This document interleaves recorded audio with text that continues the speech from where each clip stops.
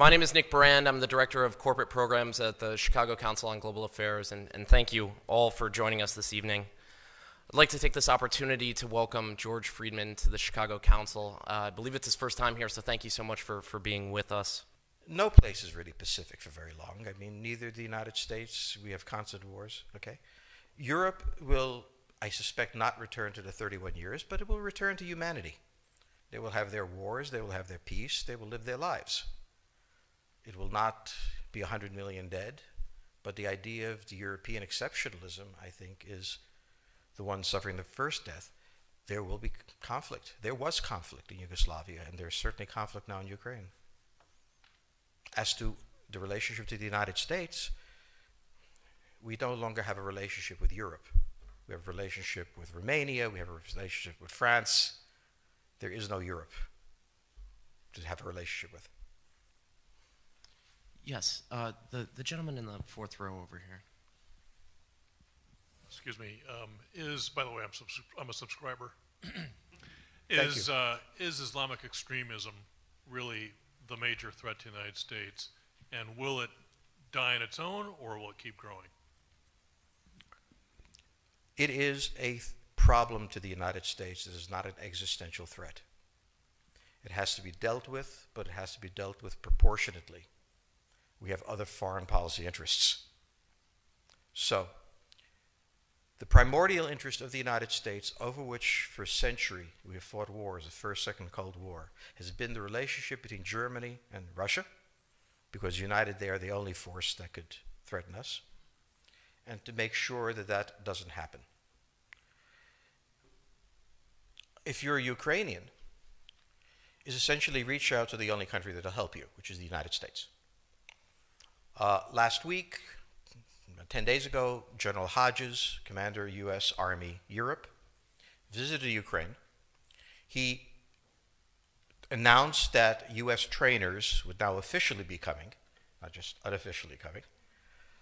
He actually pinned medals on Ukrainian fighters, which by protocol of the military is not the way. Foreigners don't get to pin on, medals, but he did, showing that this was his army.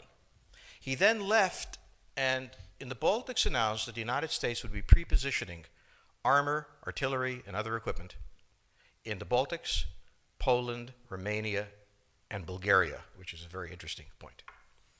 So the United States, and now yesterday the United States announced that it would be sending weapons. Tonight, of course, they denied it, but they are. The weapons will go. In all of this, the United States has acted outside the context of NATO. Because NATO has to have a 100% vote. Any one country can veto anything. And the Turks will veto it just for giggles. The point is that the United States is prepared to create a cordon sanitaire around Russia. Russia knows it. Russia believes that the United States intends to break the Russian Federation. I think that, as Peter Lorre put it, we don't want to kill you, we just want to hurt you a little bit. Either way, we are back at the old game. And if you go ask a Pole or a Hungarian or a Romanian, they live in a totally different universe from a German. And they live in a totally different universe from a Spaniard. So there is no commonality in Europe. But if I were a Ukrainian, I would do exactly what they're doing. Try to draw the Americans in.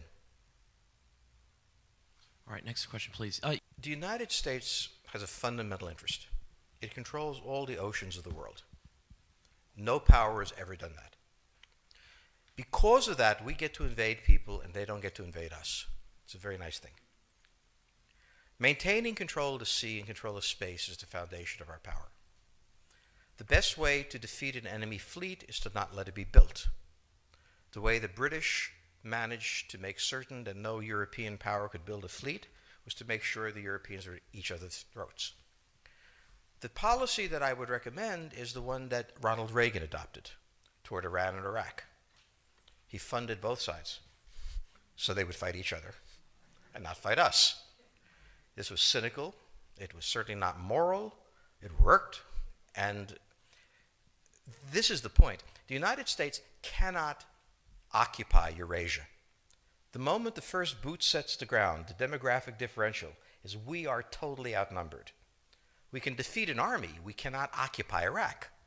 The idea that 130,000 men would occupy a country of 25 million, well, the ratio in New York of cops to citizens was greater than we had deployed in Iraq. So we don't have the ability to go across, but we do have the ability to, first, support various contending powers so they concentrate in themselves with political support, some economic support, military support, advisors, and in extremis, do what we did in Japan, in Vietnam, in Iraq, and in Afghanistan, spoiling attacks. The spoiling attack is not intended to defeat the enemy. It's intended to throw him off balance. What we did in each of these wars, in Afghanistan, for example, is we threw Al-Qaeda off balance. The problem we have, since we're young and stupid, is that having thrown them off balance, instead of saying, okay, job well done, let's go home, we said, well, that was easy. Why don't we build a democracy here? This was the moment of dementia that came in. The answer, therefore, is the United States cannot constantly be intervening throughout Eurasia. It must be selectively intervening and very rarely. That is the extreme moment. We cannot, as the first step, send American troops. And when we send American troops, we have to clearly understand what the mission is, limit it to that, and not develop all sorts of psychotic fantasies. So hopefully we've learned that this time. It takes a while for kids to learn lessons. But I think you're absolutely right. We cannot, as an empire, do that. Britain didn't occupy India. It took various Indian states and turned them against each other and provided some British officers for an Indian army.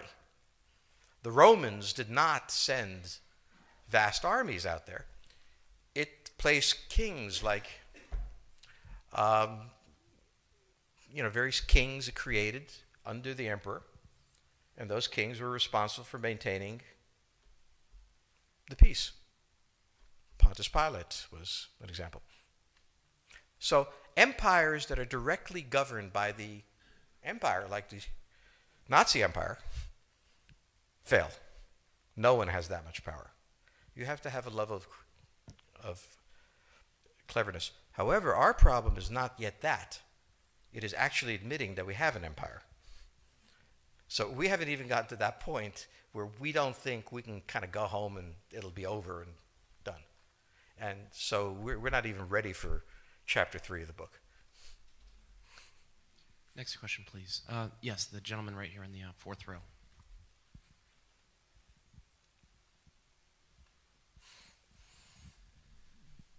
So I infer from your comments that the euro as the currency will not survive.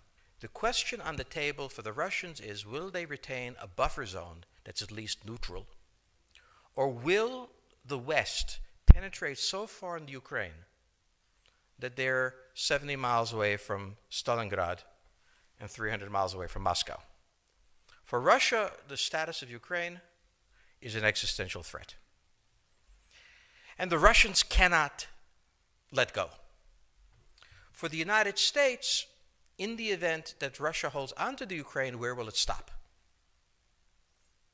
Therefore, it's not an accident that General Hodges, who's been appointed to be blamed for all of this, is talking about prepositioning troops in Romania, Bulgaria, Poland, and the Baltics. This is the intermarium, from the Black Sea to the Baltic, that Pilsudski dreamt of. This is the solution for the United States.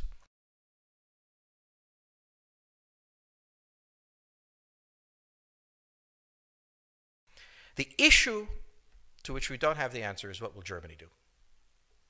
So the real wild card in Europe is that as the United States builds this cordon sanitaire, not in Ukraine, but to the west, and the Russians try to figure out how to leverage the Ukrainians out, we don't know the German position.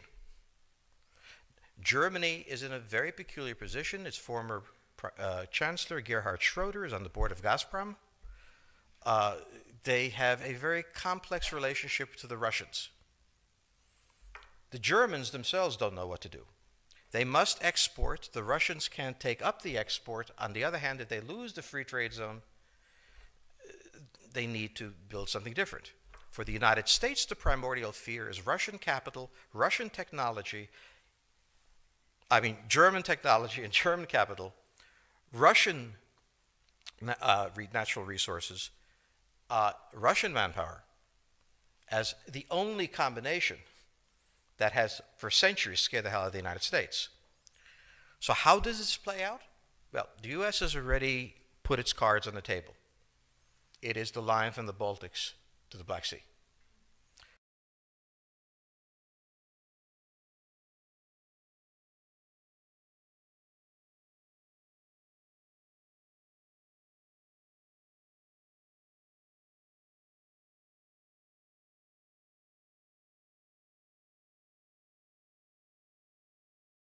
For the Russians, their cards have always been on the table. They must have at least a neutral Ukraine, not a pro-Western Ukraine. Belarus is another question. Now, whoever can tell me what the Germans are going to do is going to tell me about the next 20 years of history. But unfortunately, the Germans haven't made up their mind. And this is the problem of Germany always.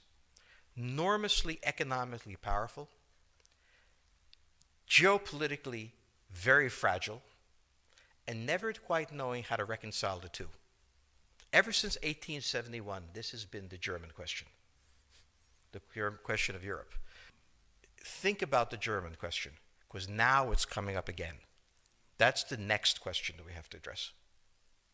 And we don't know how to address it. We don't know what they're going to do. And unfortunately, that's all we have time for this evening.